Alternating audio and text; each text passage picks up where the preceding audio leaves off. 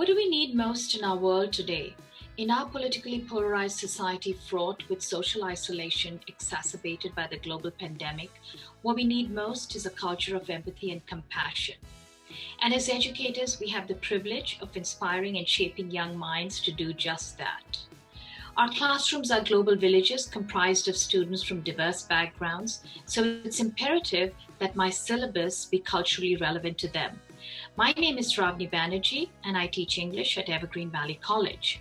The purpose of my EPIC project is to globalize my curriculum to include 6 major thematic units: human rights, race relations, gender roles, global health, global education, global climate.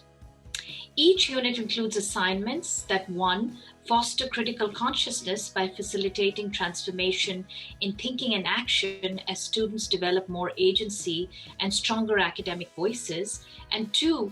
They aim to broaden perspectives, challenge stereotypes, and promote tolerance, thus fostering a culture of empathy and compassion and inspiring our students to be civically responsible global citizens.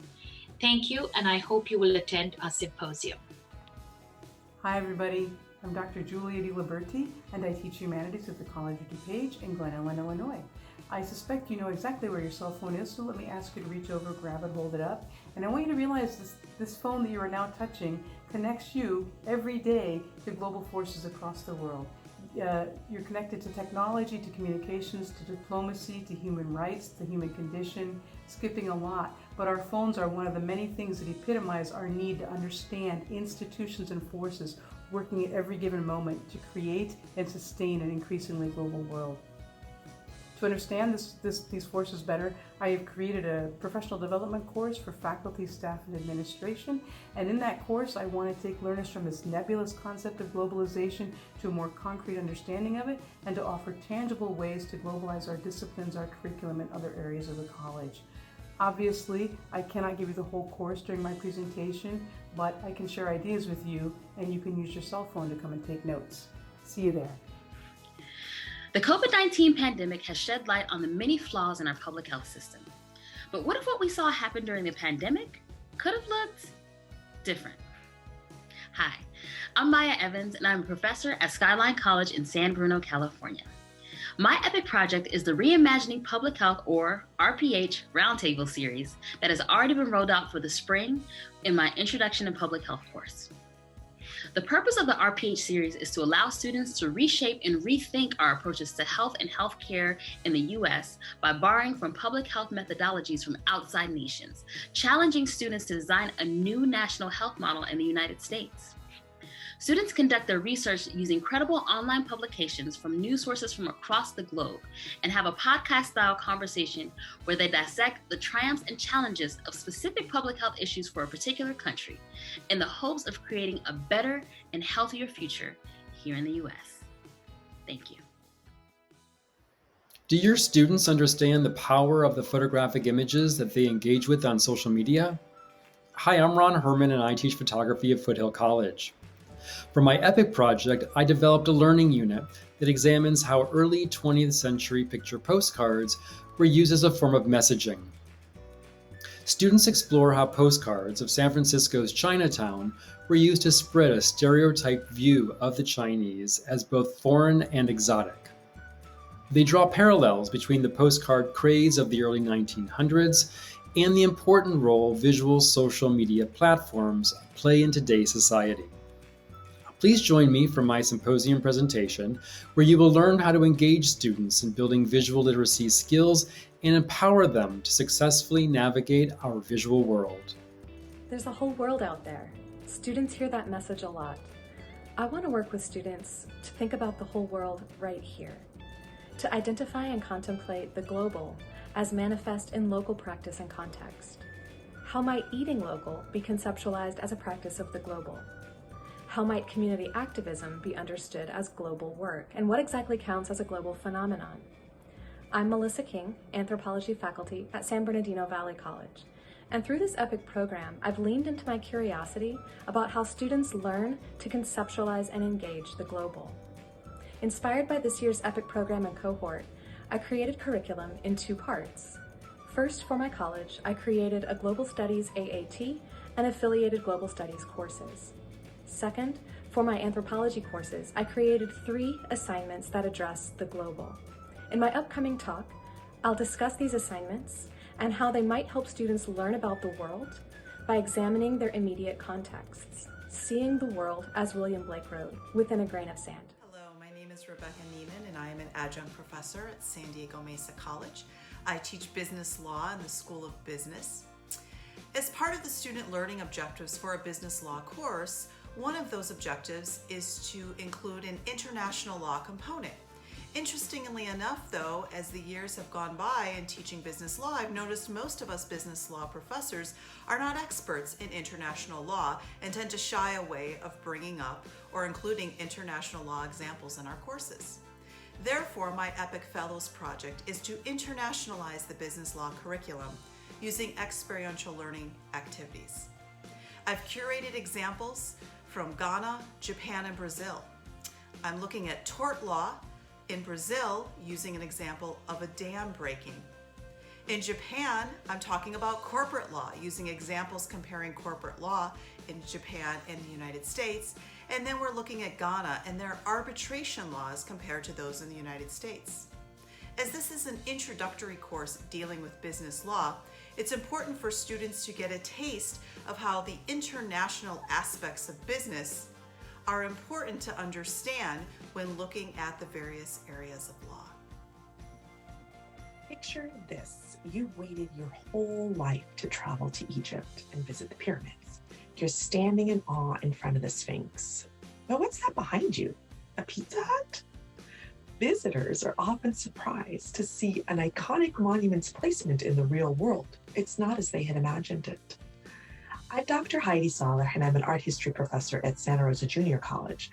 I'm trying to enhance the ways in which art history has been taught traditionally. I grew up in Egypt, and my experience of the Sphinx relationship with its surrounding area is quite different from what I saw presented in textbooks and in documentaries. Using augmented and virtual reality, I'll demonstrate ways to improve accessibility and engagement with world monuments beyond the common practices of displaying images and videos in class. Can't afford an expensive flight? No problem. New technology can help simulate your visit. In my project, I want to provide my students with a more holistic experience that recreates as best as possible that delicate interplay between ancient monuments and their modern environments. And if students feel comfortable traveling the world virtually, they're more likely to travel the world in reality. Global migration is a fact of life in the 21st century. Especially in the context of the US, immigration cannot be decoupled from race and white supremacy. American immigration laws were designed to deter non-white people from immigrating to the country.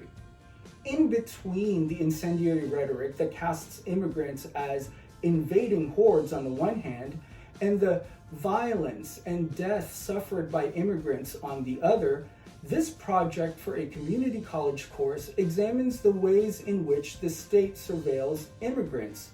What apparatus does the state use to monitor immigrants?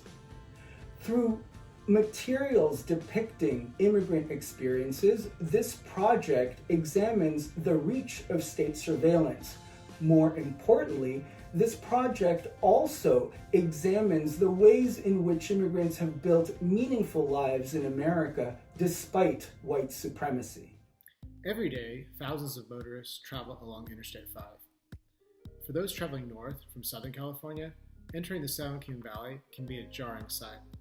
Aside from its sheer geographical size, the Central Valley can be impressive in other ways, particularly the migrant histories of its residents. My name is Oliver Rosales, and I'm a professor of history at the Bakersfield College Delano campus. California's rural communities possess valuable cultural capital within families that can be leveraged inside the classroom.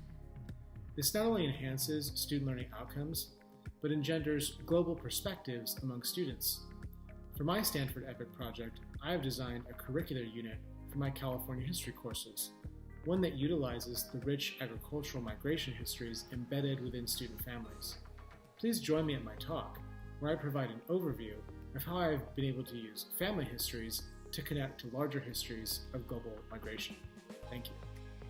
Hi, I'm Dr. JOANNA VASQUEZ, and in my EPIC project, I'm employing digital history as a teaching tool.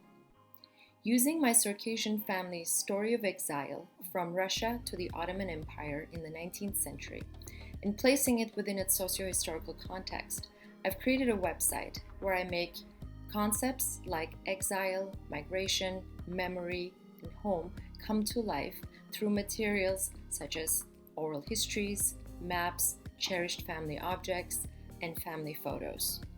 This helps me humanize migration for my students. This is important given that there are 80 million forcibly displaced people in the world today and 272 million migrants living in the world today, and these numbers are only expected to rise. Please attend my presentation if you would like to learn more about how you can use digital history as a teaching tool. Thank you. Did you know that according to research by one famous economist, 100 million women are missing in this world? Why? My name is Joanna SOBALA, and I teach economics and social justice at Mission College. In my EPIC project, I focus on women and feminism in a global context. I trace the international evolution of feminist thought and its influence on our culture and institutions.